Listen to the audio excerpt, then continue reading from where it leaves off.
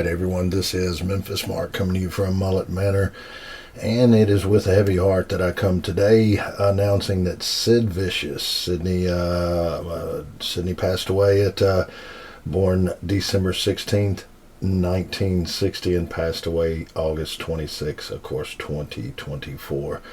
And this means a little bit more to me. He used to come into the restaurant quite a bit. Very nice guy, always signed autographs for the customers, and I was around seeing his debut in 1987.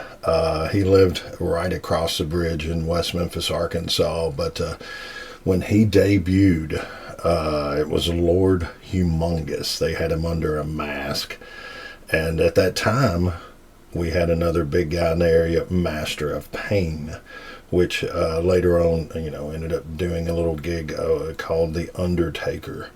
But Sid was Lord Humongous, Sid Justice, Sid Steel, Psycho Sid,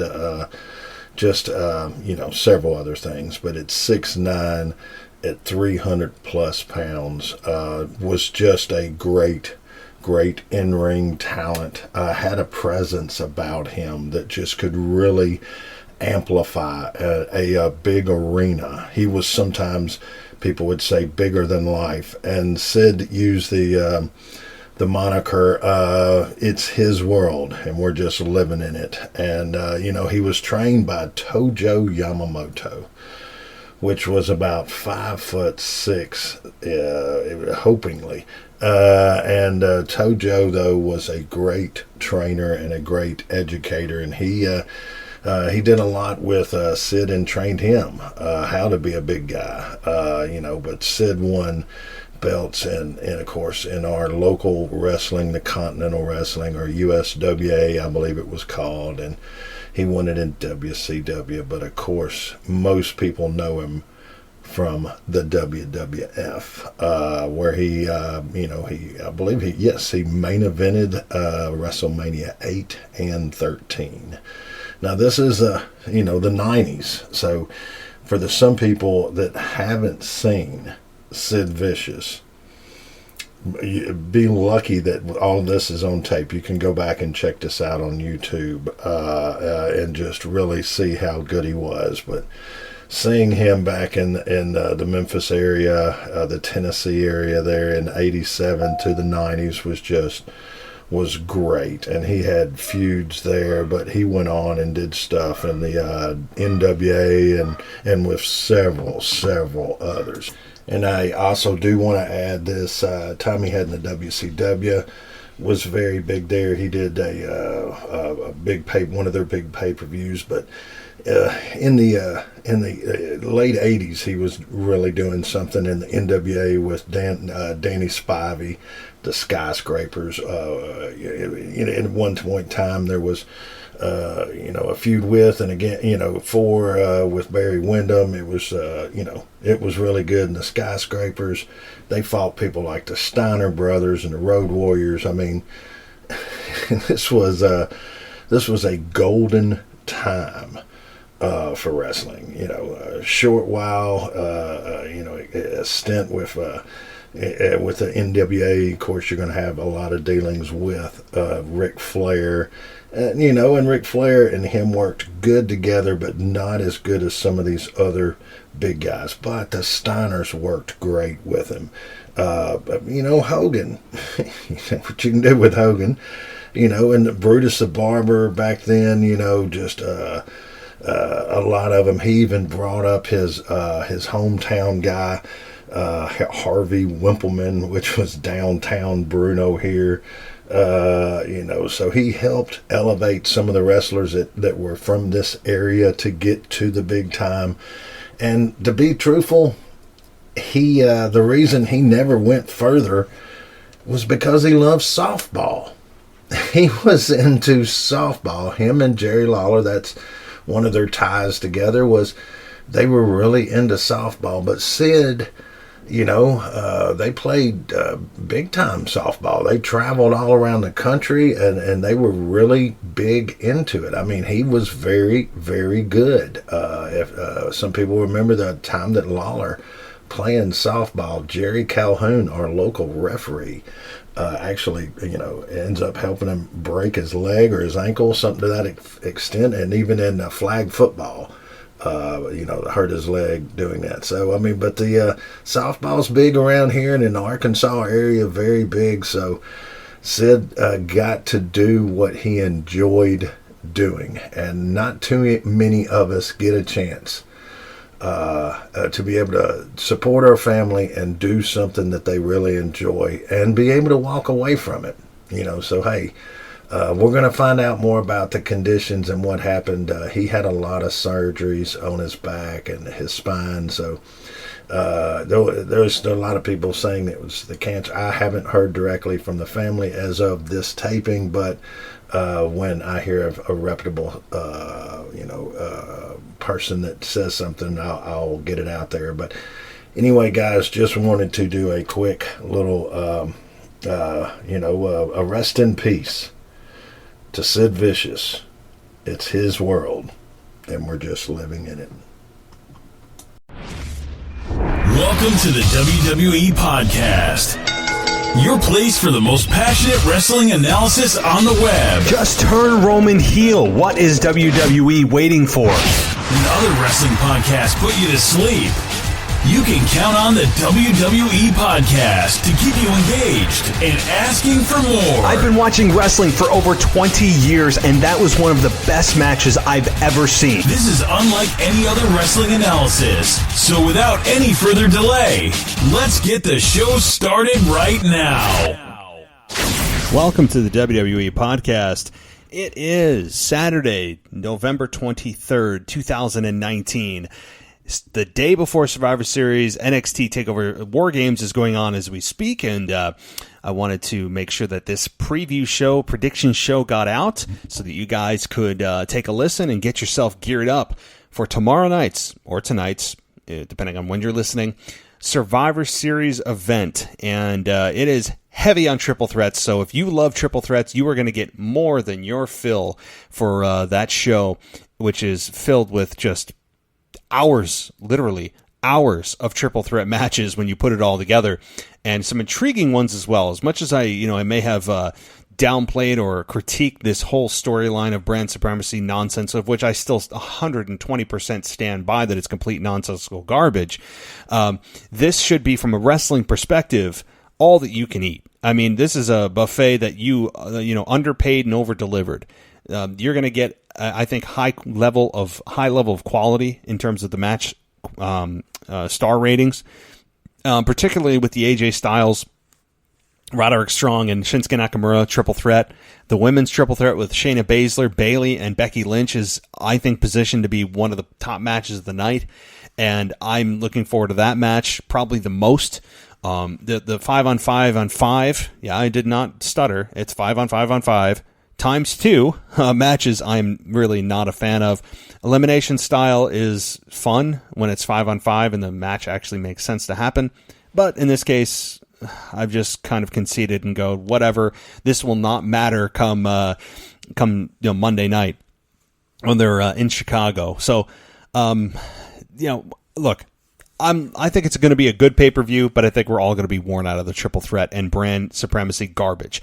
So anyway, Ashley is with us today, and we covered, obviously, the predictions for Survivor Series. We also get into whether or not we think we'll see CM Punk during this 3-night event of War Games and then Survivor Series and Monday Night Raw.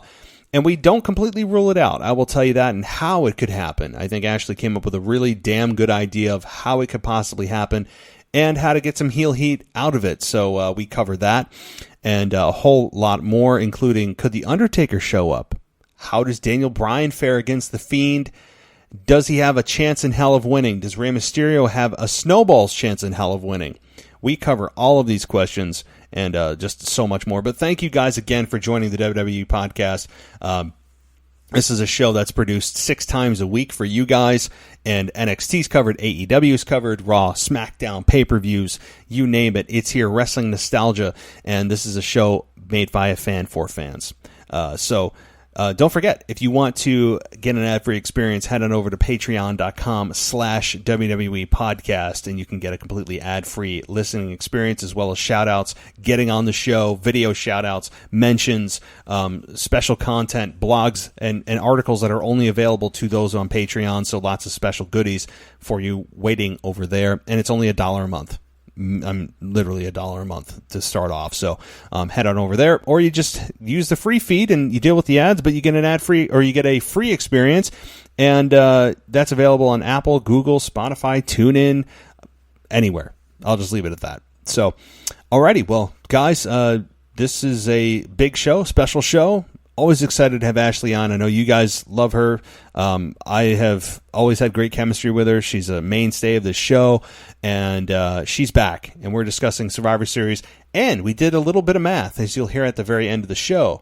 I also catch her right before the TLC pay-per-view, so we had a long string of being able to do preview shows together, prediction shows, and that string will continue into TLC as I talked to her the day before TLC, which is December 14th or 13th. I can't remember. So if you like Ashley and I on prediction shows, well, the gods of wrestling have aligned once again to bring you a prediction show of her and I together. So, alrighty, well, I think that's it. I think we're ready to get going, and we're ready to talk Survivor Series predictions with Ashley and myself.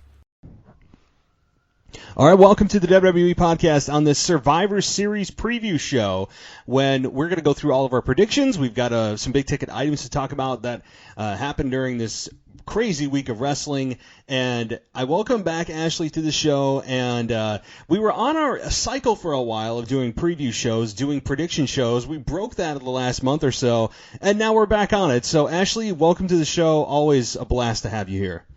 Yes, it's so great to be back, and I'm happy we're back on our schedule. It's fun doing the prediction shows with you. I'm looking up now still to see if we're on track for TLC as well, so I'll let you know later on, but I'm happy to be here talking to you tonight. Yeah, definitely. And yes, that's your homework assignment. Please. I'm very curious to see if we are now going to be stuck on our preview cycle, which wasn't a bad thing. It just was pretty funny the way that it happened to land every single month. But so we're going to get into the Survivor Series deal. There's so much to dissect. I mean, and yes, there isn't going to be a whole lot of positivity, at least on my end, just from this whole structure of the Survivor Series, but there are some matches that I'm really, really looking forward to. So there's definitely good with the bad here. But before I do, know that you do a podcast beyond this that is live on Facebook. So let everyone know what that is, where they can find it, and a little bit about what the show is. Yes, I do. It is called Wrestle Rewind. We air live every Thursday at 8:30. So if you want to watch us live, it's a video stream. Feel free to check us out. You can chime in with us, either agree, disagree, whatever you feel like, whatever comments you have, or just listen to us on podcasts later on, either on Apple, Spotify, pretty much anywhere you can listen to podcasts. We are there, so feel free to check us out. Definitely. I've watched you guys the last few weeks, and you guys are pretty good. I mean, I can say that with all seriousness. Like, you guys are pretty good. I like the little setup you've got. The topics are good. You guys seem to have good chemistry.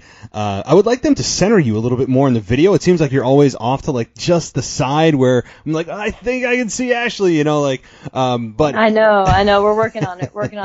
It's funny because we'll peek behind the curtain really quick. We film in Tommy's spare guest room. So we're kind of limited on space for now. He's moving soon, so I think all that's going to change in the near future. So right now we're limited on space. So I really don't want to be right on top of my little partner there, Smokey Z. So I try to keep my space. But when I go back and watch it, sometimes I'm like, wow, you can barely see me. So I definitely try to keep that in mind. But yeah, sometimes I just fade off there on the side.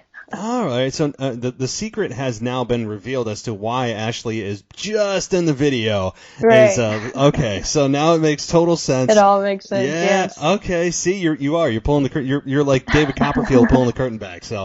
Right.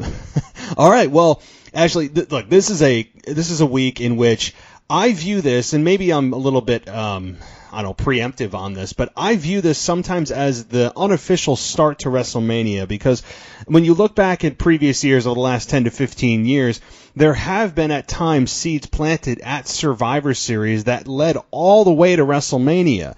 So, I mean, personally, that's how I look at it. I don't have a lot of faith sometimes in the booking team to go that far. But do you see this as a pay-per-view that's, maybe something like that could happen on tomorrow night?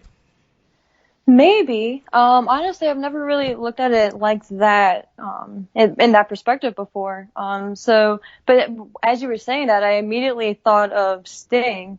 So that was kind of like his little launching point there. And then I believe he faced, Triple H later on at that year's WrestleMania. So that you may be onto something there. Honestly, I don't know. For WrestleMania's sake, I don't think so, just because I think right now their main focus is just on tomorrow, and then I kind of feel like starting on Monday we're going to get a clean slate. So honestly, I don't see any of these feuds, or I don't foresee anything starting tomorrow night, but I hope I'm wrong. I very well could be wrong. Do you have any idea? Yeah, I mean, no, I don't. I just, in years past, as you said, Sting was number one. Shawn Michaels and The Undertaker was another one back in 2010, I think it was. So there have been, but again, these are matches that are, once in a lifetime, legendary top 10 matches that you would foresee going from this point to WrestleMania. But yeah, again, do I think that's going to happen? Probably not. So I guess an easier question would be, what are some of the matches that you're actually looking forward to? And we'll get to predictions, but just off the top, like, hey, like, this is a match, or these are the matches that I really am looking forward to seeing. I think first off, I'm really looking forward to the triple threat match between Shinsuke Nakamura, AJ, and Roderick Strong. I think that's gonna just steal the show. And I'm very curious. I'm not gonna give away my take yet, but I'm curious to see who they give the nod to with this one. I'm wondering if it's gonna be a clean sweep like it was last year, but this year have NXT just win all the matches. Again, we'll go more in depth into that later, but that could kind of lead to my pick there. But yeah, I think that one for sure I'm definitely looking forward to. And I'm honestly looking forward to the Becky Lynch, Shayna Baszler, and Bayley match as well. I think that'll be right up there with the AJ and Roderick Strong Shinsuke match. Yeah, I'm with you there. I noticed you didn't mention any of the 5-on-5 on 5-on-5 on 5 matches, which we'll get to, of course. And I'm with you there. I would put the AJ Styles match, Roderick Strong and Shinsuke, probably in my number two. My number one, probably, that I'm looking forward to the most, would be the women's triple threat between Shayna Baszler, Becky, and Bayley. I mean, that was up there too. My number three would probably be probably Brock Lesnar and Rey Mysterio, believe it or not. Just out of my own curiosity as to just the way Paul Heyman sells things. It's just like, here, Paul, take my money. I mean, seriously, this guy, when he Would says, you say either a miracle or a massacre? Like, just beautiful. God, beautiful. I'm just like, he brings tears to my eyes the way he cuts promos. This guy's a damn genius. So yes, it's going to be a miracle or a massacre, and I think it's going to be a massacre, and my bloodlust is hoping that it's a massacre, just because that's just what I want to see from Brock Lesnar, because that's what he is. So anyway, giving away that prediction isn't exactly giving away a prediction, as is a spoiler. I just see no way that Rey Mysterio can win that. So yeah, I don't foresee miracle, but again, that's never giving anything away. So before we get into some of the actual predictions for Survivor Series, what were some of the big things from this week? So much to really pick from. I mean, you really have the NXT invasion every single time that there's a WWE Raw or SmackDown show. We have The Fiend, and we have Daniel Bryan and that whole story. And Daniel Bryan getting now attacked again this week with the mandible claw. I guess that's what they're going to call it until they find another name for it. So what were some of the big things this week that you took away and wanted to discuss? Yeah, I honestly think they've done very well with NXT. Look, I don't think any of us really are fans of the whole brand versus brand concept. But I think so far they actually have protected NXT, and I think they've done very well with everyone who's been involved. So I'm very happy with that. WWE could have very easily let all these guys come in and squash them. I mean, and don't get me wrong, tomorrow, I hope this doesn't happen, of course, but they could, do the exact opposite of what I'm praising them for now and squash NXT. But I don't see that. I think things are completely different now, for this year's Survivor Series. I think NXT has a fair shot tomorrow night, and I think that just the build up to Survivor Series, and especially this week with the go home shows, NXT really shine, and people like Rhea Ripley and Adam Cole, I think they really stood out, and Keith Lee, on SmackDown. And it's interesting because they were on SmackDown and the Chicago crowd was chanting for NXT. I don't know if that's just Chicago being Chicago or if that's just a sign that NXT is over and people and the fan base in general is solidly behind NXT. So that was kind of interesting when I was watching SmackDown. But yeah, I'm kind of like okay with the build up. I guess it is what it is. I think there was a little too many just all out brawls.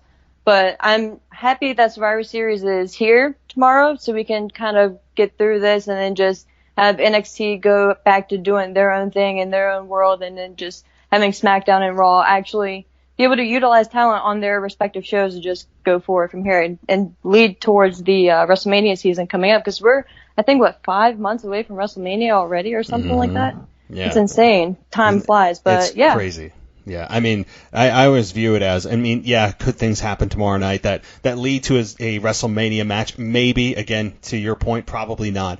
But, the very first Raw after the new year is always a big show because that puts you right on the road to WrestleMania. So we are a month away, really. I mean, because then it'll be the end of December, and then boom, you're right into January, and it's road to WrestleMania. Yeah. So we are really closer than you really think, So, but to your point about this past week, it was all about NXT. The Keith Lee and Braun Strowman interaction was interesting. Again, it may be interesting from the perspective of, a new matchup. I've never seen this, never thought about this. And yeah, that's cool. But as you said, at the end of this, everyone's going back to their own worlds. This means nothing other than bragging rights. And how can anyone claim brand supremacy unless they have a clean sweep? Even if they did, that doesn't matter because we saw what happened last year beyond the pre-show match. That right. SmackDown got swept clean and it meant zero. So for this whole brand supremacy thing, I've ranted about it for weeks now. It means zero. But I think NXT, more than anybody, NXT right now is the babyface in this whole thing, and I think SmackDown and Raw are the heels. I mean, because NXT is the cool brand. They feel like an anti-brand, even though they're all under the same umbrella of WWE. It's a genius move.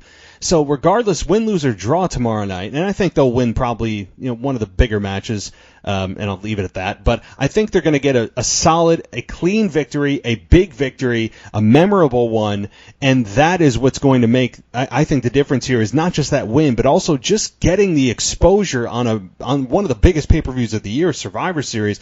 NXT has gotten a lot more eyeballs on them than had they not just had this invasion angle and had this triple threat match, because they would have just been sitting on Wednesday nights and they wouldn't have got in front of eyeballs that just go, I don't really know what NXT is. But now we're forced to watch it, even though, people who aren't watching it are now watching NXT and may tune in now to Wednesday night to see these guys and gals fight.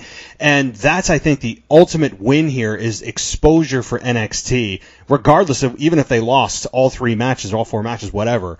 So right now the big win here is NXT and getting the exposure that they deserve.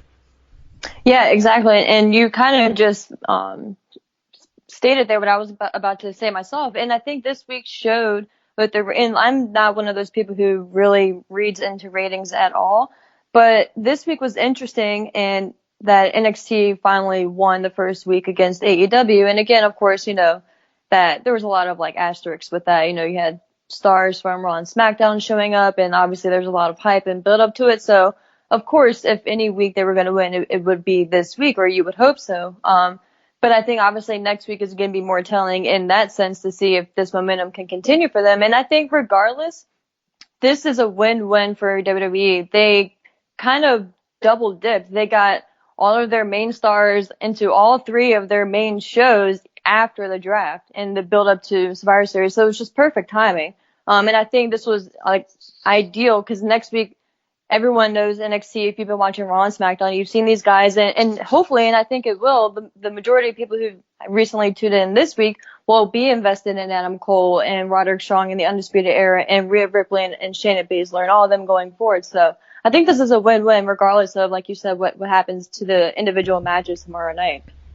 It really is. And that's a good point too. The real telling tale sign will be not necessarily this week because NXT or AEW doesn't have that advantage, doesn't have that luxury of pulling from other brands that are more successful to bring into their redheaded stepchild brand to get more exposure, bringing stars into that brand, which inherently will up the ratings. So now that they don't have that next week, assuming we all go back to, normal world, is what happens after that? Because was this whole, to me, this whole thing, this whole build has just been nothing more than a big advertisement for NXT. And look, I'm not bashing them because if I was trying to build a third brand, that's good to do. That's what then you why need. wouldn't you? Yeah. Exactly. You have Big Brother and Big Sister brand. Why wouldn't you want to expose your little, redhead stepchild, for lack of a better term, to those brands to get more eyeballs on the product that you want to also build? So that is, to me, what the goal was. It's just been nothing more than one big infomercial for NXT, but that's fine because they're running a business and that's what they're trying to do, and I support that. Me too. Yeah. So, one more thing I didn't ask you, and I have to ask you before I forget, is do you think there is any? I think you're about to know where I'm going to go here. Is there any possibility at all that you could see, because we haven't talked since this happened, of CM Punk, like at all? Look, I mean, they're in Chicago for 4 nights and now 3 nights after NXT Takeover and then War Games rather, and then you have Survivor Series and then you have Monday Night Raw. What do you think? I mean, is there any possibility? The thing is, I don't think there really is a great opportunity or a great chance given Punk's answers, although he likes to be cryptic and likes to, put people, drive people the wrong way and put fake news out there or make people think. And he's good at mind games with all this kind of stuff. But I will say, I don't think Punk's going to show up. That's my short answer. But I do think that during matches that people don't give a damn about, you're going to hear CM Punk chants probably, heavy throughout the night. I think there's going to be a lot of CM Punk chants. People going nuts for CM Punk and the possibility of him coming out. What do you think? It's funny. Me and my friends were talking about this on Thursday. I think there's every part of me wants to say yes, but I think that WWE is expecting people to kind of see that and kind of expect that in a weird way, if that makes sense. So I think just because all the stars are aligning, and Renee even mentioned it on Backstage earlier this week, I don't think that happens. If anything, I could see, I take that back. So my initial response is, and my short answer is no. But if they do go that route, I could see either one or two things happening. Either his music playing and a heel coming out like a Baron Corbin.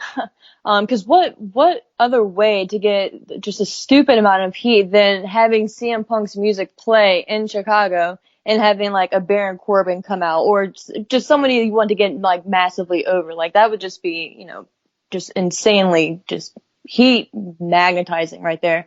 So I don't think, because CM Punk mentioned on Backstage this week that he didn't really know who Baron Corbin was. So I could just see if WWE wants to have fun with it, maybe something like that happening. Or if he does show up, like you mentioned earlier, I could see if they do want to start something here or plant a seed, him coming out and interrupting maybe Seth Rollins segment, or interrupting the match and coming out and costing Seth the match, or just interacting with Seth in some form or fashion. So I could see if he does make an appearance, him doing something like that. But My initial response would be no, just because if he is even open to coming back, and this is something they've actually been discussing, I think they're going to want to hold off for a little bit longer. Yeah, I mean, like you said, that could be a really, really good way to get a heel over in massive heat, is to play the music. The fans lose their minds. I mean, the pop, I know, that I would happens. jump. I'm going to sit at home and jump. I mean, Yeah. the internet would explode, and the building would explode, only to have somebody else come out and just smile all the way to the ring. People would, I mean, I think there would be drinks thrown at the person. I mean, it would be amazing to watch. I would be pissed sitting at home, but that's what they're going for, and I get it. I mean, I think back to, it's happened before a couple times, big times I can remember, when Austin walked out and his music played, and this is when, obviously, when Austin was gone, and I think Flair came out, or maybe it was Batista, somebody else came out and they got massive heat. The other time was Bret Hart, when Shawn Michaels was in Montreal. Oh, yes. And I think this was 2006, 2007. I forget what it was. And Michaels came out, and he was fighting Hulk Hogan at the time. I remember they were in a program. Yeah. So maybe it was 05. So I mean, you remember, he came out in Montreal. Montreal was crapping all over him.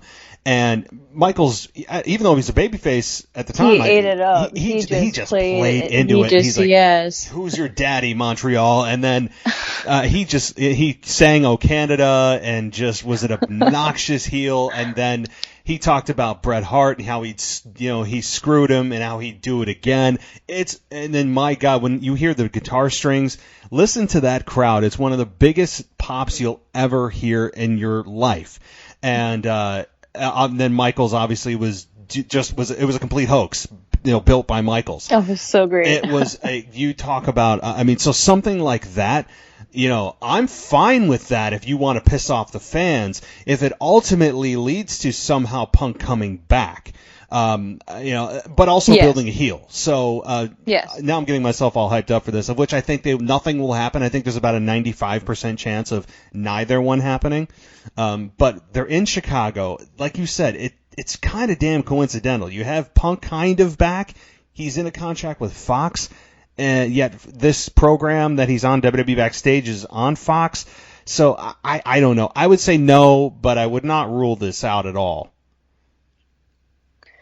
Yeah, I'm right there with you. And honestly, like, as much as I want him to come back, I don't want it to be right now, just because he's on our minds. I want him to do his backstage appearances, for the show, obviously, however frequently he's going to. And then if he's going to make his return, like, in ring, it'd be maybe a month or 2 months down the road where it's not as fresh, and he's not as freshly on our mind as he is right now. So, if he hadn't shown up this week, my answer would probably be very different. But yeah, right now, just kind of hold off on it. Totally agree. I mean, I would want this, and I really believe that Punk is not ready to return into the ring. I know that it's going to happen. I don't think it's a matter of if. I do believe it's a when, given that he's now dipped his toe back into wrestling and dipped his toe back into specifically WWE programming, even though he's not a WWE contracted employee. He's with Fox. So I think it's when, but as you said, I don't want it now, and I don't believe the Rumble's a good place either, because you can't have him come in the Rumble just to lose, and you can't have him win, because to have him in the main event to win a championship, he's 41 years old, as he said. As much as cool as that would be, it's about the youth. He doesn't need it. No. And what's he going to do? Work a full-time schedule? Go house show? No, he's not doing that. Right. So the Rumble, to me, is out. It makes no sense for him to be in the Rumble match itself. So, but as you said, yeah, I think okay, so bottom line is, I think we will see CM Punk between now and WrestleMania 36. I think at some point, even if it's at WrestleMania 36, we will see CM Punk. Would you agree, or would you say maybe overly optimistic? Yeah. No, I agree with you 100%. All right. Well, now that I'm getting on myself all hyped up about this happening, and it probably will not tomorrow night. I mean, now I'm all excited. All right. Well, let's get into the actual show. Let's get into the predictions for the pay-per-view. And right at the top here, as I go down the list, Brock Lesnar versus Rey Mysterio for the WWE Championship. Ashley, is there any chance Rey Mysterio wins? I think there's like a maybe 1% chance he wins, because you can never say never, but no, I think this is just going to be just a demolishing of Rey Mysterio. He is such a great seller. Just no one, it's kind of like a David and Goliath type of situation, just because the sheer size difference. Brock is a beast. We all know that. So I think this is just going to be, I think Rey will get like a few chops in. A few shots, because in the stipulation, I think it's a no holds barred match, correct? And pretty much no disqualification. Yeah, it is. Yep. Yeah, so I see him getting some shots in. I don't think it's going to be a quick, like within like a minute or 2 minute type of thing, or a squash. I think it's going to be maybe 5-6 minutes, but I think Brock is going to just destroy Rey. Yep, that's exactly what's going to happen, and there may be a couple of hope spots. Given the fact that this is a no-holds-barred match, tells me that this isn't going to be a Kofi Kingston special where it's 9 seconds. Right. I think this should be probably 7 minutes or less, where maybe even that's too much. But this is going to be a match where Rey Mysterio might get 1 or 2 hope spots with a couple of weapons, given it's a no-holds-barred match. And, Brock's down. Can he get his shoulders to the mat for 3? And, I mean, there'll be a couple of times where that happens, specifically with Dominic probably interfering on Rey Mysterio's behalf, given it's no holds barred. He can come in and come to his father's aid, of which I fully expect Brock Lesnar to probably F5 both men, and I think that'll be the end of that, and Rey Mysterio moves on to something else. It's interesting though that given this whole storyline, you would think that after this would come Cain Velasquez, but instead it's reversed, where it's Cain right. And then Rey, but. Whatever. I mean, they had to have all this Saudi money invested into Cain Velasquez, and that's a whole other discussion. But it's just weird that it feels like it's backwards, but I'm fine with it. I'm actually more emotionally invested in this than I am with the Cain Velasquez-Brock Lesnar match at Crown Jewel, just because I've done a really good job with this build. I mean, specifically Paul Heyman, who has sold this as he sells, ice to an Eskimo. This guy is so damn good. And so I'm interested in this match from the perspective of not really who wins, but how Rey is portrayed, because Rey is a legend. Rey is a guy that is he's not Kofi Kingston. The fans, while the fans were grassrooting supporting him, Rey Mysterio is a luchador that is an absolute legend in Mexico, legend in the United States, has won the championship on several occasions in the past. I believe it was in 2005, 2006 against Triple H and Randy Orton. So he has done it. He has proven himself. So I think that he deserves a little more respect than getting a complete squash. So I would give it over under 6 minutes, and it's going to be a Brock Lesnar beatdown with Dominic coming to his aid, ultimately to fail. Yeah, I agree with you 100% with everything you just said. The only thing I would just question and just throw out there just as curiosity and get your take really quick. Do you see a swerve coming with Dominic turning on Rey? Or do you see just Brock destroying Dominic and Rey? Or maybe Dominic's not even going to be ringside and just pretty much like you laid out, Brock destroying Rey. Do you think Dominic turns on Rey? I would say no. I didn't even think about that. I mean, I'm trying to think of a reason why he would, and maybe there's only a couple things I can think of. Well, Dad, you weren't able to come to my aid, and you allowed Brock Lesnar to just beat me down. What kind of father are you? Or he could say, I remember what you did to me with Eddie Guerrero of putting custody of me up for grabs back in 2004 or whatever Rey, it was. Technically, in WWE land, Rey isn't really Dominic's father. Yeah. I mean, this is pure craziness, I'm sure. But, I mean, I don't know, just looking at the lineup and seeing this, the stipulation no holds bar, I'm like, I don't know. Like, if it were to happen, like, this would be it. I don't know. Just a crazy thought. Yeah, I didn't even think about it. I mean, I would be intrigued as hell. I'm going to say no to that, but I wouldn't. Yeah. I mean, again, Vince McMahon has done crazier things. I don't know. If it was just up to Paul Heyman, if Vince wasn't there. Yeah, that's true. I mean, I don't know if Dominic is ready to have an actual WWE career, because if they turned him, that would mean that there's more to this story. And I don't know if he's at that level of being able to perform in a WWE ring on live television to follow up with the story. I mean, so I don't know. I'm going to say no because there's a lot that is attached to that in the follow-up that would have to be done, and I don't think they're ready to do. But so ultimately, I would say no, but intriguing. Yeah. All right. Just So no, that's so funny you bring that up. I didn't even think about that. So, all right, Becky Lynch versus Bayley versus Shayna Baszler.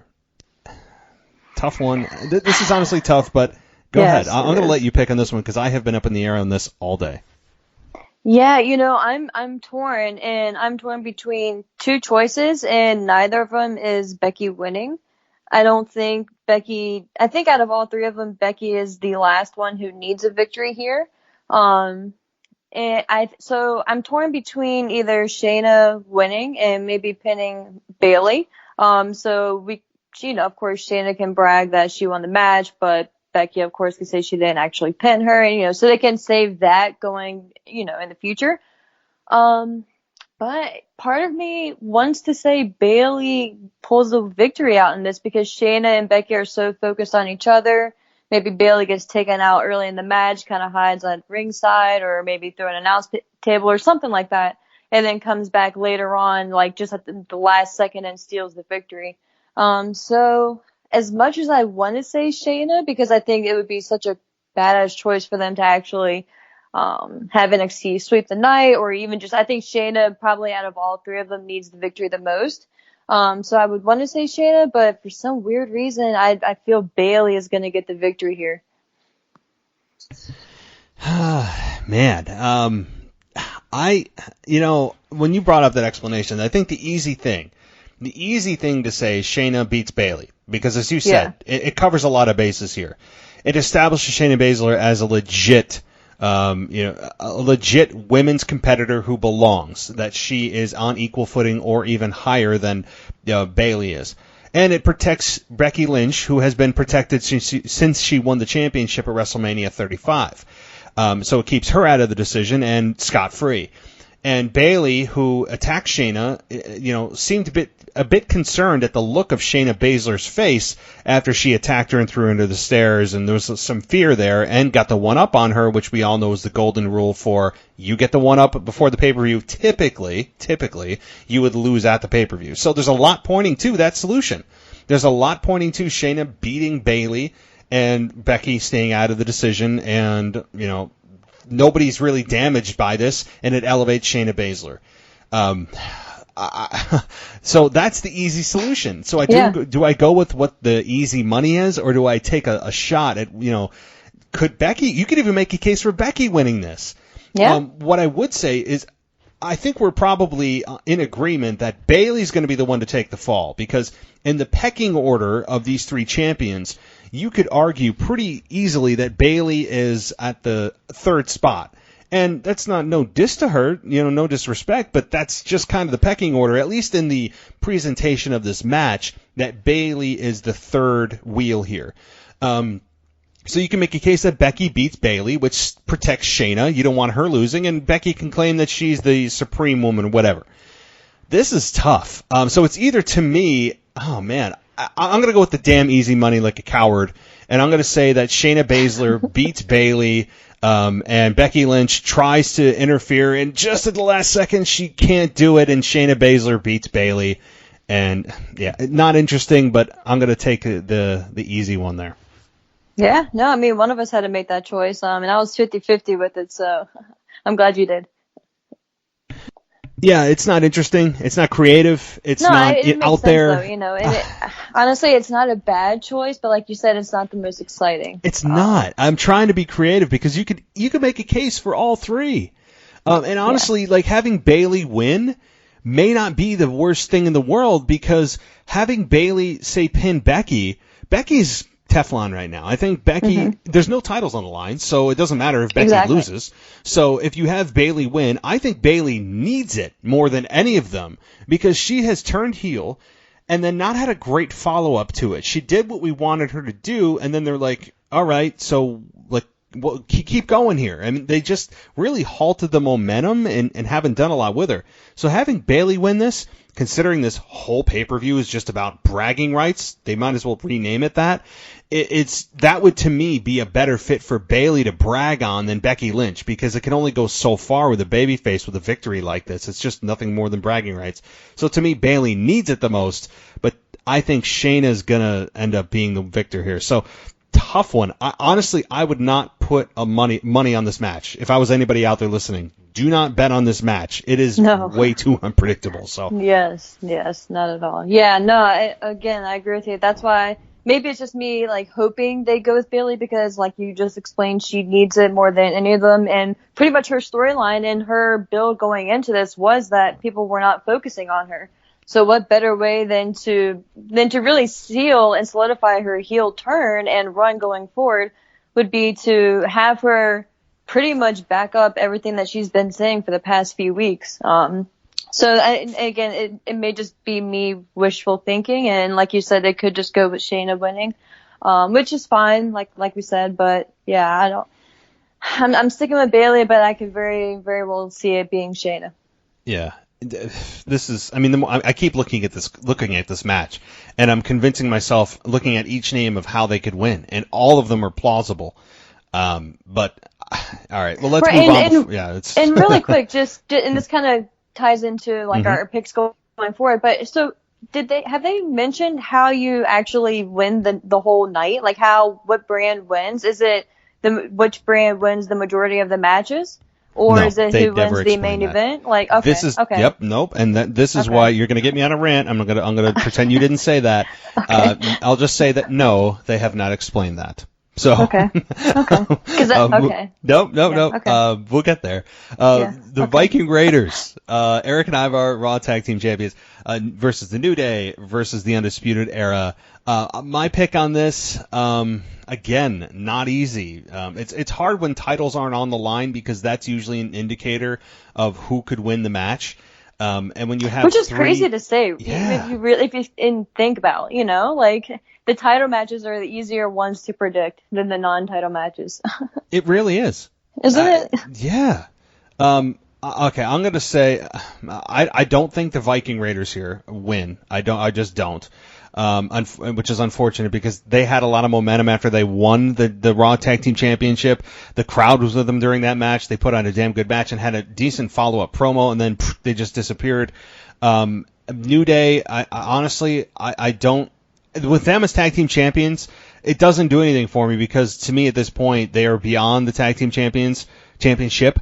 And the Undisputed Era, the up-and-comers. They're the new shiny toy. They're the NXT Tag Team Champions. I guess I'll predict an Undisputed Era win.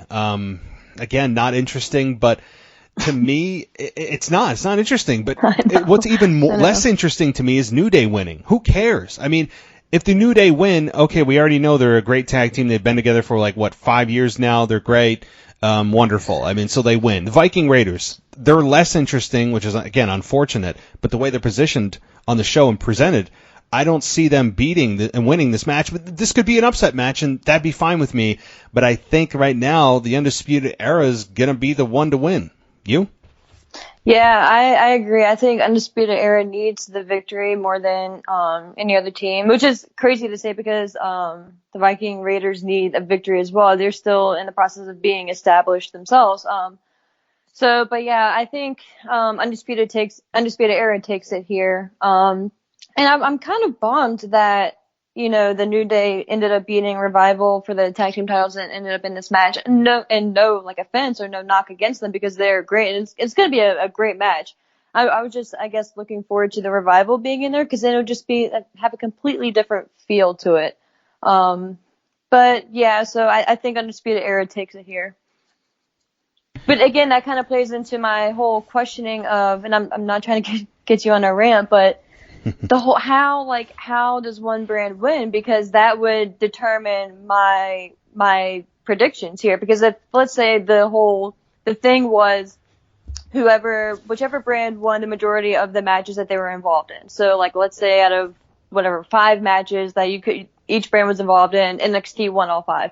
or like to win the night, that's what they would have to do, or win the majority. Like that would, determine my predictions. But I guess, yeah, I'll just go with Undisputed Era here.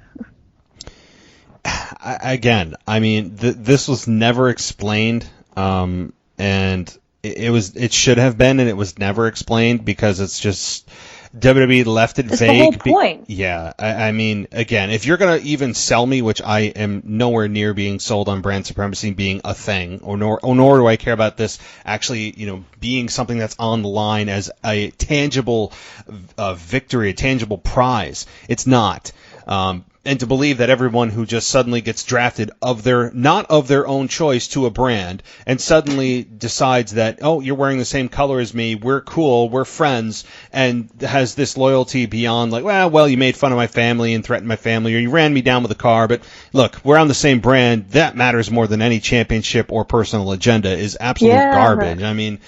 So for them to tell us that brand supremacy is on the line and then not even tell us, again, if this was something I cared about, which I don't, not even tell us how that brand supremacy would be taken and would be actually awarded to that brand, whoever won, and not tell us how that happens is also doubly bad. I mean, it's just poor storytelling upon poor storytelling. And this is what I'm talking about. I would assume that what's going to happen here is I don't see any brand getting a clean sweep. If that ever happens, it could be NXT, and if it is, then great. They can claim brand supremacy because they had a sweep.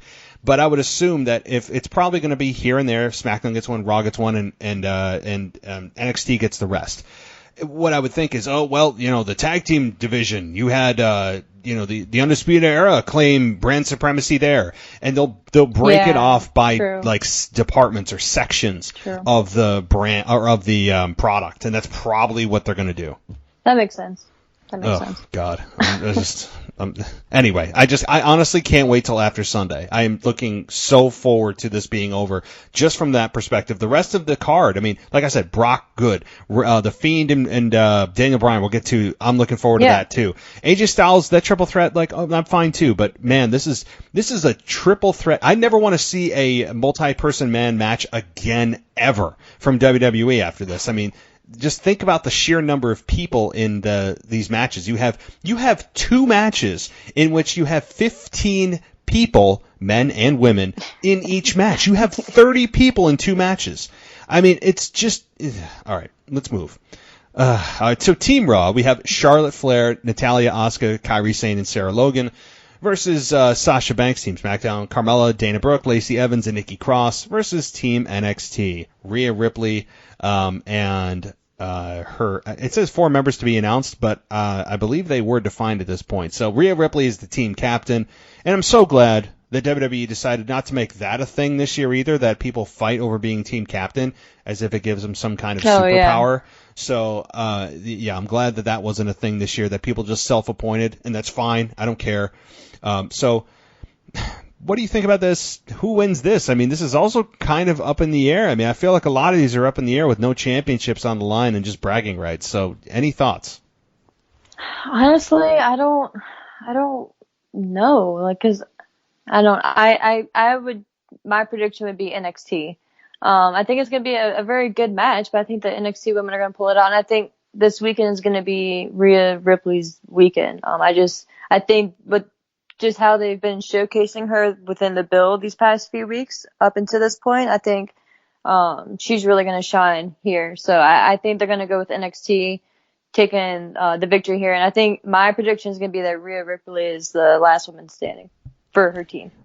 All right. Yeah, no, I could see that. And again, maybe that is the right choice here. Maybe that is the right choice because honestly, Team Raw with Charlotte, Natalya, Asuka, Kairi Sane, Sarah Logan, and same with Team SmackDown with all those women I just mentioned. Yeah, it's Team not Raw is the last team who needs this victory here. Yeah. I just don't think nobody needs this victory from teams or from SmackDown and Raw. If this is going to be a pay-per-view about a clean sweep from NXT, fine. I mean, fine. That would put them on the map, and I would actually advocate for that rather than just, you get one, I get one, they get one, you get one, I get one, and it's all evenly split. Yeah. So if they're going to do this and do it right, as bad as the storytelling is, at least tell us a good, bad story of Team NXT doing a clean sweep, and they can claim true brand supremacy. Fine. I mean, I could see that actually happening. I mean, so far, we have both picked, well, I have picked anyway, you picked Bayley, but I picked Shayna Baszler, and then we picked both the Undisputed Era, and now you're picking Rhea Ripley, Team NXT. I'm going to pick the same thing, because to me it just makes the most sense, and I just see no other way around this. Oh, my mic just went out. I see no other way around this. I just don't see how it makes sense for Team SmackDown or Team Raw to win. So even though Rhea Ripley and the members that she's with, they have been feuding on NXT, and we're all just supposed to put our differences aside. Fine, whatever. I'll buy it in NXT too. I'll just buy the crap they're selling me on that. And I just think it's NXT being put on the map. WWE knows that they have a gem in NXT. And like you said, they beat AEW this week for the first time. And congrats. But as Chris Jericho also tweeted out hilariously, said that this is a marathon, not a sprint, mocking what WWE's press release said the first week that this came out. So, God, I love Jericho. So, yes, again, short answer is NXT wins this 5-on-5-on-5 women's elimination match. Yep, I agree. Now, can we please move on to the Fiend and Bray Wyatt, and Daniel Bryan? Yes. Before, don't worry, we have more triple threats to come. But yes, let me just. Well, you brought it up. What are your thoughts? I'm so concerned about this one, and that's why I wanted to talk about it now, just because I've been thinking about it. Kind of when I was looking at the lineup earlier, and I'm just dying to know like your true prediction here. Because I'm torn. Like, part of me, I think they're just going to have the Fiend like demolish. If we're gonna get a squash match, I think it's gonna be this one. As much as it hurts my heart to say it, because I love Daniel Bryan. But I think the Fiend is just going to just demolish Daniel Bryan here just very quickly, because that was, I think, the last time we spoke. What my concern was going forward after his match with Seth Rollins is how does any regular human being in a regular match beat the Fiend? You know, if he can kick out of however many curb stomps and just everything that Seth put him through, how can you just like regularly beat the Fiend? So I see him just crushing Daniel Bryan here, and then Daniel Bryan just kind of disappearing for a while, which again hurts me to say, but I'm just curious to see what your prediction is. So obviously mine is the Fiend, but I'm curious to hear your thoughts after seeing SmackDown and everything that happened this week.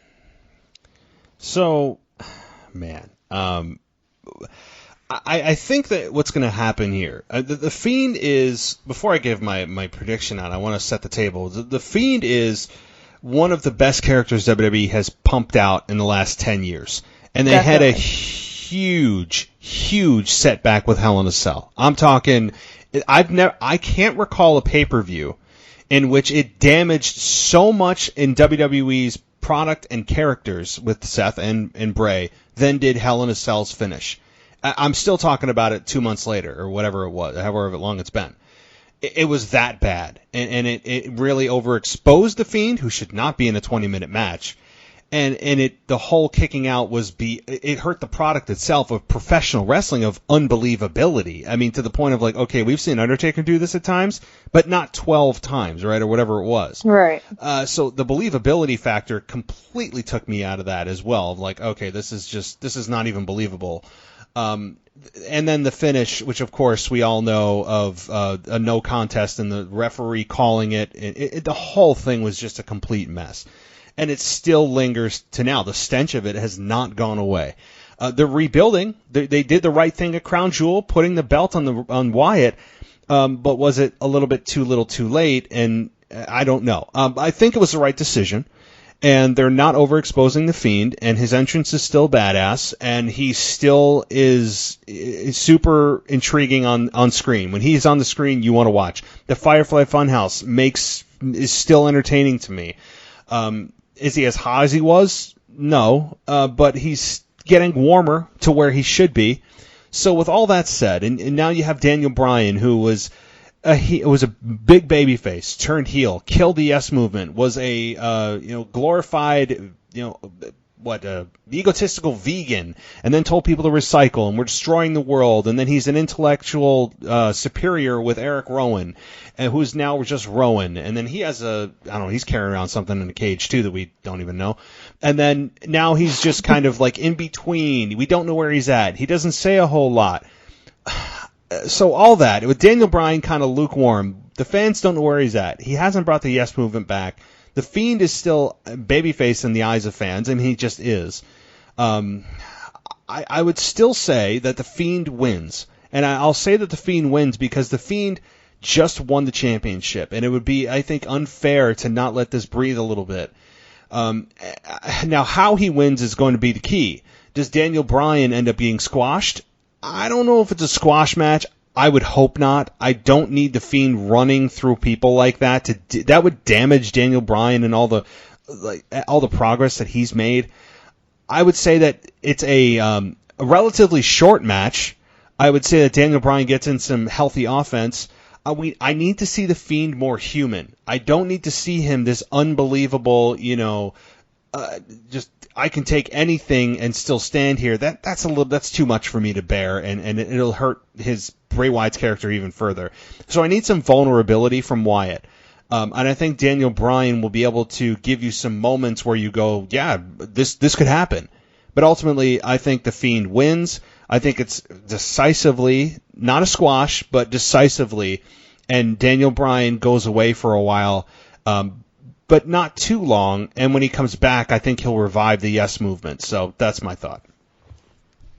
Yeah, I agree with it, and I hope you're right. And as you were kind of talking right there, it kind of made me think about probably one of your first questions was from me earlier about the seeds being planted here. And, I think, and of course we both predicted the Fiend winning, I think if anything is going to happen between the Fiend and Undertaker for WrestleMania this year, I could see that starting here tomorrow.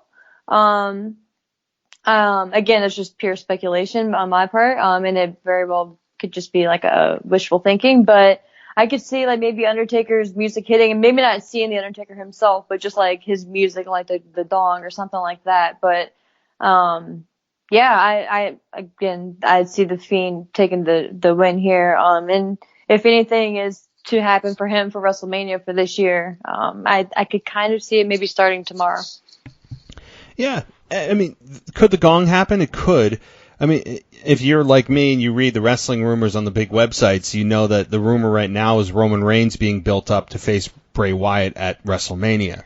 So if that's the case, I mean, I don't know how Roman Reigns interjects himself into this, but I mean, it should be at TLC or Royal Rumble that these two start to, get closer to each other's paths.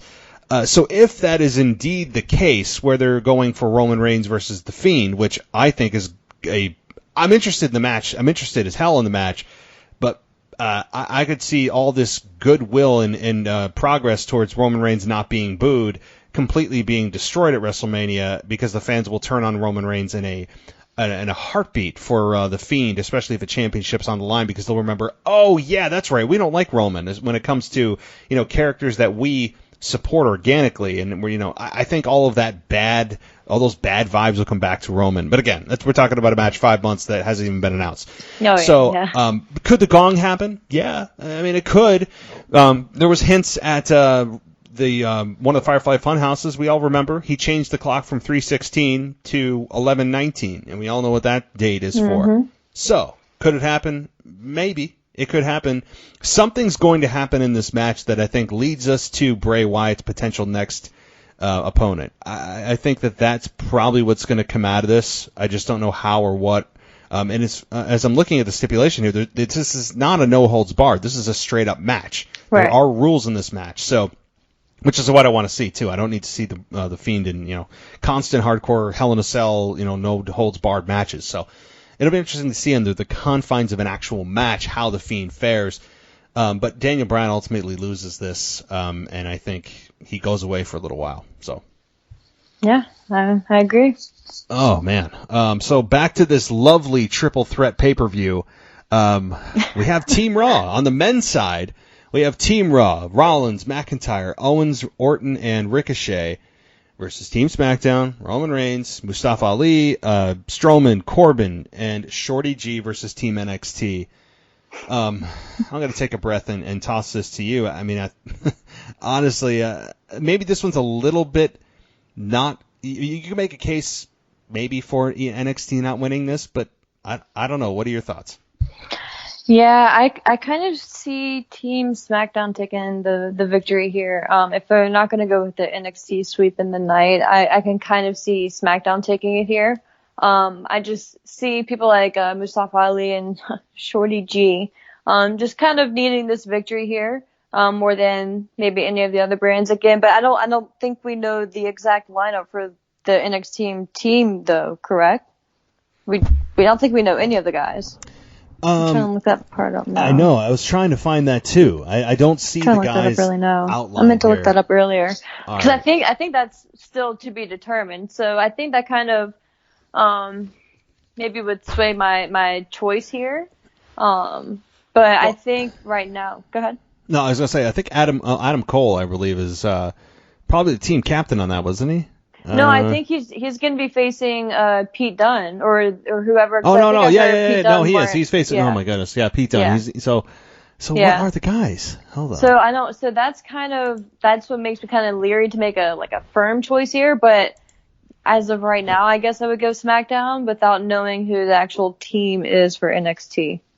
Yeah. I mean, which is kind of surprising to me that they don't have anyone listed. Because it can't be like 5 surprises, obviously. So I don't know. I'm just kind of interested to see who ends up being on the team, unless I'm completely missing something here.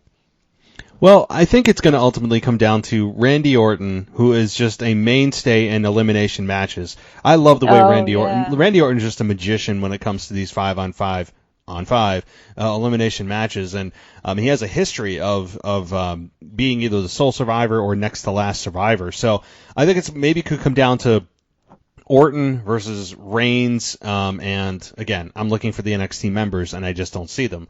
Yeah. But it could come down to probably one of those three, and ultimately Randy Orton I could see turning on his own team. Randy Orton just has that in him. There's something going on with Randy Orton that is different from what his past character has been in the last few years.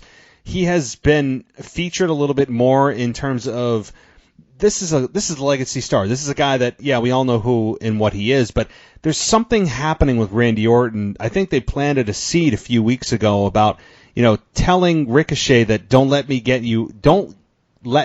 in your head. There's something there, I think, and maybe I'm reading more into it, but I think Randy Orton can play a larger role than we think in this match, because when we look at it, we go, Randy Orton, yeah, he'll give a couple RKOs and ultimately, get eliminated. But I don't know. Maybe he could cost his own team the match. But we'll have to see. So those are my thoughts. I think my prediction, man, I'm just going to go it's so hard. I'm going to go balls to the wall and just go all out here and say Team NXT wins. And they clean sweep the night. And I think Randy Orton is going to cost his own team or get the RKO and have Team NXT capitalize and get the victory off the RKO. So I think that's how it ends. Interestingly, though, I don't know. It's hard, and there's so many damn people with Rollins and Reigns there. They're clear. I mean, I don't know. Could they also take the fall? Probably not. But I don't know. So that's my prediction. Randy Orton hits an RKO. Team NXT capitalizes and wins. Yeah. Okay. All right.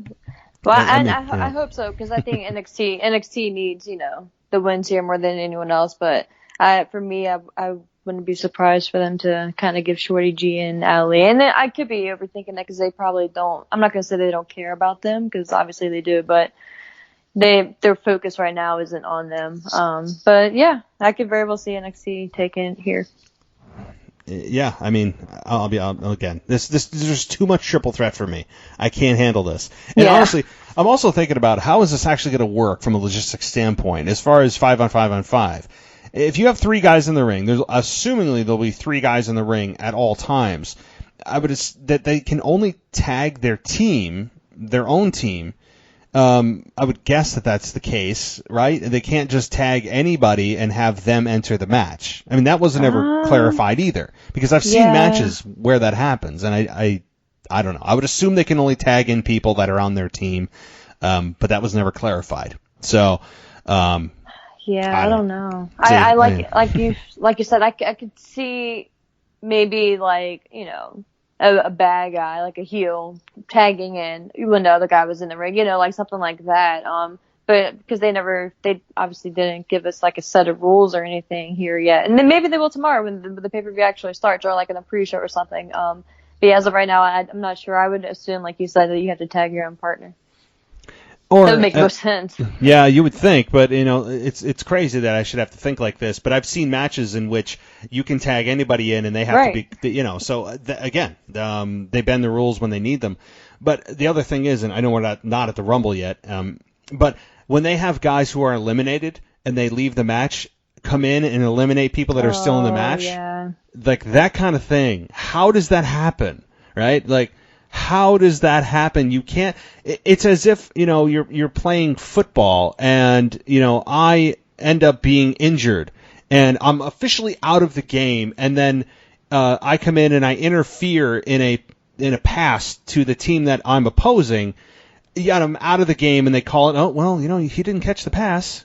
It's like, well, you're out of the game. It's like a fan interfering. Right. They are no longer relevant. So I'll save that rant for another month and a half. But again, that happens every year. So, all right. Well, down to this match here that you called possibly the match of the night. AJ Styles versus Shinsuke Nakamura versus Roderick Strong. Yeah, this has potential match of the night written all over it. Who wins, though? Man, this one was actually pretty hard for me to make a decision on here. I could see AJ winning because I could see him bragging about it. I could see any of them winning and bragging about it, honestly. But I think here they're gonna go Shinsuke Nakamura. I think Shinsuke, oddly enough, needs it more than any of them, just to establish his role right now in his reign as Intercontinental Champion. Which, by the way, that new title is, in my opinion, is just beautiful. I just think it's so well done. I didn't really think that they needed to replace the title, but I think it's a beautiful title nonetheless. But yeah, I think Shinsuke pulls it out here, and I do think this is going to be match of the night. Maybe besides the women's match, the triple threat. But yeah, I definitely think this is going to be match of the night, and I think Shinsuke pulls it out here. And I can see Sammy just bragging about this for weeks on end. Very possible. I would say that's my number 2 choice. The only reason I'm going with Roderick Strong here is because I'm continuing with my theme of the NXT sweep. And I think that Roderick could, if he's going to pin somebody, I think AJ Styles is probably the better candidate, given that Shinsuke seems to be on the upswing, and I don't need Shinsuke to lose another match. So Roderick should pin AJ Styles, in my opinion, and keep Shinsuke out of it. And continue with the sweep. I think AJ Styles can lose right now. AJ Styles right now is just kind of part of the OC. They're the only one that comes to Raw's aid inexplicably. And AJ Styles is he's a bit Teflon. I think that he can take this loss and it wouldn't hurt him a damn bit, and we all move on with our lives. So I think Roderick Strong is probably going to take the victory. And as you said, the new IC title, it's one of those things we didn't know we needed. And when you look at it, like you said, I mean, I'm not huge on titles the way they look, although I hated the spinner belt for like 8 years. It was like a toy to me when John Cena did it. It just cemented the US further. And the heavyweight championship. Oh, it cemented further why I just despise his babyface character. And as brilliant as he is on the mic, and he's a talented guy, hard work, all that kind of stuff. That was to me a complete devaluation of the championship. But that's again another show. So yeah, it's one of those things I didn't know we needed, and I look at it and I go, I'm on board for that. I mean, it's like, all right. Yeah, and it made it feel a little bit more up to date, and it made it feel a little bit more valuable. And yes, it doesn't always instantly make the championship, more prestigious, but when you give something a new fresh coat of paint, sometimes that can work wonders, and I'm fine with this. I would think that it's anything right now that it can help Shinsuke is something I'm on board for. So Roderick Strong beats AJ Styles. and continues with the sweep. Yeah. Hey, I hope you're right. I hope NXT does sweep it the whole night. I mean, last year we saw that it doesn't really matter, but I think it's different this year. So I think if any brand is going to sweep, obviously it should be NXT, just with all the implications and everything going on around, Wednesday night in and of itself. So yeah, I hope you're right, and I hope it is a sweep for NXT. I do too, because that's the only good thing that can come out of all of this total nonsensical, unbelievable, awful storytelling of this. Oh, it's November. We got to all hate each other because we're on different brands. This is the only good thing that can come out of it is a clean sweep for NXT, because I think the benefits of that completely outweigh any other victories that any other team can get, because everyone will bounce back. Everybody's going to go back to their own worlds, go back to, I'm on Raw, I'm on SmackDown, I'm on NXT, and I'm fine with that. That's the way it should be. So it'll all be forgotten, and we'll move on to TLC, and you get a chairs match, you get a tables match, I get a ladder match, because it's just the pay-per-view. So we'll get onto that, and this will be forgotten, but I don't think it'll be lost on fans if there's a clean sweep from NXT, because they're the ones that need to. This would benefit them more than take away from the losses of Raw and SmackDown teams. I think there's a big net gain here for NXT to win all of their matches, and it would not hurt SmackDown or Raw at all, and any of the competitors. Everyone will bounce back just fine, but I think it would hurt NXT to lose these matches more than it would hurt Raw or SmackDown to lose them. I agree with you 100%, man. I hope that's the route that they go. Like you said, that's the most logical route at this point. If it's truly going to be about which brand is more dominant right now, NXT needs to be the dominant brand. I mean, because it really doesn't mean anything, and I don't mean to say that in a negative way. Like, there really is nothing truly at stake. So if it truly is just bragging rights, then I don't see why SmackDown or Raw would need to have bragging power over NXT. So I hope that they go that direction for sure. No, nobody needs bragging rights other than NXT, and people were speculating about Triple H getting interfering, and he's going to compete at Survivor Series. I don't need Triple H competing, and I don't think Triple H. I don't see that. No, and Triple H doesn't want Triple H to compete, because it's not about Triple H anymore. Right. He is the brainchild. He is the father of NXT. We all know that. It's not something that Triple H should be intimately involved with on that level, because that to me would take the shine away from the guys and gals that do deserve it, that have brought this brand up to what it is and have worked their ass off to make it what it is. And yes, Triple H has worked behind the scenes, and this was his vision, and of course that's important. But from a physical standpoint, it's not about his generation anymore. So I'm glad that that's not something that happened, and I really hope it's not a surprise thing that happens tomorrow night. So, all right, well, one more match to go, and that is Adam Cole versus Pete Dunne. My thoughts? I think Adam Cole wins. I think he retains, and he should. It's Adam Cole, baby, and that's the way it's going to be. And I think, yes, Pete Dunne is a credible competitor, and I think that they could put on a really good match. But Adam Cole right now is the face of NXT. He's the NXT champion. He has made a splash on SmackDown a number of times in his matches with Seth Rollins, and specifically Daniel Bryan. I expect good things from this match, but I just see zero reason to take the championship off Cole at this point. I absolutely agree with you. I think Adam Cole has been pretty much the primary focus from the NXT brand throughout the invasion angles. I mean, like I said earlier, a few other people have gotten their shine as well. And I don't mean it in a negative way at all, but Adam Cole should be the focus. He's your heavyweight champion. I think if Pete Dunne had been more involved and had shown up more within the build to SummerSlam, and we had just seen his face more, so like your people who don't watch NXT would have an understanding of Pete Dunne, or at least know his name. Because I think a lot of people, maybe not in Chicago tomorrow night, just because of Chicago being just a wrestling city in and of itself, but I think a lot of your people at home aren't going to know really who Pete Dunne is. They may have heard of his name, if anything, but I don't think the majority of them will. And I think it's going to be a great match. But I think Adam Cole needs to win here. He needs to keep the title. And just really quick, just think about the schedule that he's been on, and all the NXT guys themselves, and just the crazy, just traveling schedule WWE has had within the past month. So for that reason alone, I hope Adam Cole wins because he deserves this. Oh my God, the travel schedule, when you look at where they've gone and what they've done, oh my God, from like Saudi Just Arabia. Thinking about it, just yeah. like Insane. where it really has made me step back when I look at like, oh my God, they're in the UK, but they're back in Boston, then they're in Saudi Arabia and back in like, yeah. It's just like, holy crap, guys. I mean, and Adam Cole is wrestling back to back to back. Yeah.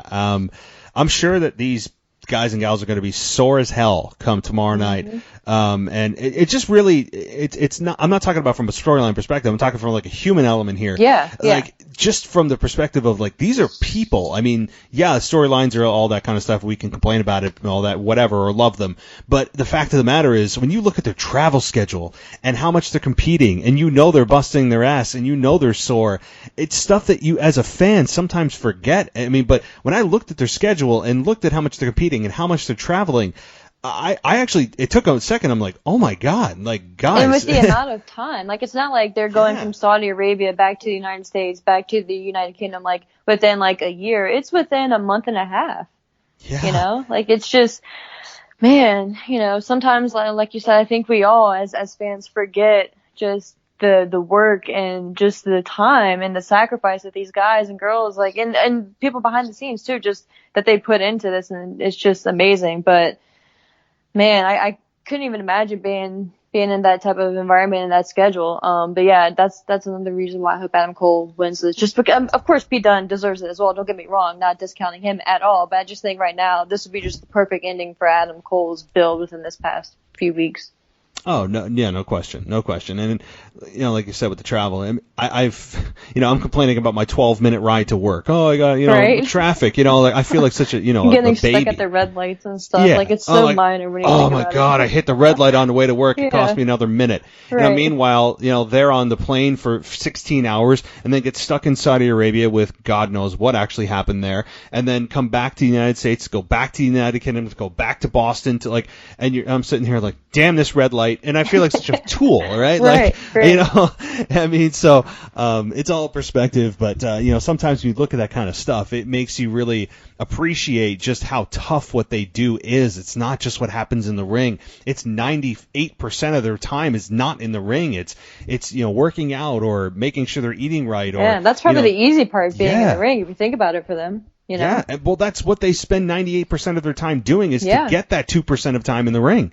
It's just crazy, and people think, oh, it's just all about in the ring. No, there's promos you got to cut. There's management. There's issues. There's what's going on at home. Have you talked to your wife or husband? What's going on with your kids? You know, you're missing birthdays and anniversaries and all this kind of stuff, and you're traveling. You're tired. You got to compete. You got to work out. You got to get your car. You got to get off the plane, get your baggage. Like all this stuff that we all we do is just sit and or whatever, and you know, pull up Hulu, pull up USA Network, pull up Fox, and we just watch our shows, and we just take for granted that, oh, here they are again. But you don't realize all the effort it took to get there. I mean, so I don't know. So props to those guys and gals to being able to put up with the schedule and just awful, almost brutal schedule that they have at times, and the physicality, and then they're beat up, and then you got to deal with injuries. It's crazy. Yeah, man, it really is. Couldn't have said it better myself. Ugh, man, now I have a lot more respect for these guys. The more I think about it, because as a fan, it's easy. It's easy to get involved in the storylines and forget about these human beings that are going through this. So, all right. Well, Ashley, was there anything else I missed to talk about Survivor Series or that you wanted to bring up? No, I think we covered everything. But by the way, I did look up when TLC is, and it's on December 15th. And if I'm not mistaken, 3 weeks out is December 14th. So I think it is the next prediction show. Yes, yes. Oh, that is awesome. So we are going to continue. We will. Oh, it's so crazy. That's nuts. And then I don't know about Rumble. We'll get there when we get there. Usually the Rumble, the time between the December TLC pay-per-view and Rumbles usually be a little bit longer. It's like 4, sometimes 5 weeks. So I think we'll break our streak there. But all right, well that sounds like a plan with TLC right before the holidays. So yeah, sounds great.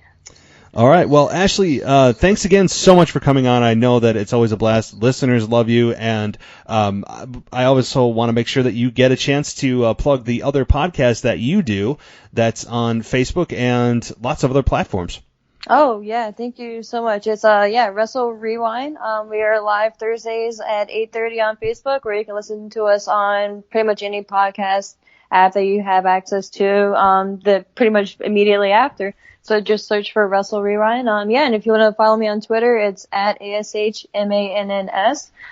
Feel free to give me a follow. I'll follow you back and we can talk wrestling or whatever. But yeah, it's always a blast coming in and talking wrestling with you, man, especially with these prediction episodes. I can't wait to see what actually happens tomorrow night. Because at the end of the day, I think it's going to be a great show, and I think each match it's going to have its moments. So I'm excited to see how it turns out. Absolutely. I mean, I think the quality of matches is going to be high because the talent level is so good. I just think we're going to be burned out of triple threat after this. For sure. Triple threat is just going to, it's not even going to be a phrase that I want to hear again. I mean, I'm talking years. Yeah. I don't want to hear about a triple threat match again. But, I mean, I'm looking forward to it. But Ashley, look, it's been a blast. And we'll see you on the other side. And just before TLC, which I'm very interested to see what the landscape is like at that point. Me too. Who knows with how crazy this world has been lately. It could be a complete 180 between now and then. So we'll see. Awesome. Well, hopefully the next time we talk, maybe we would have seen CM Punk. Although I could hopefully. Yeah. That'd be All great. Right. Ashley, you have a good night, and we will talk in a few weeks. Sounds great. Take care. You too. Bye. Bye. Thanks for listening to the WWE Podcast. Don't forget to subscribe on your favorite podcast app so you don't miss a show, or head to WWEpodcast.com. And for all of these shows ad-free, head over to patreon.com/WWE Podcast. Until then, we'll see you next time.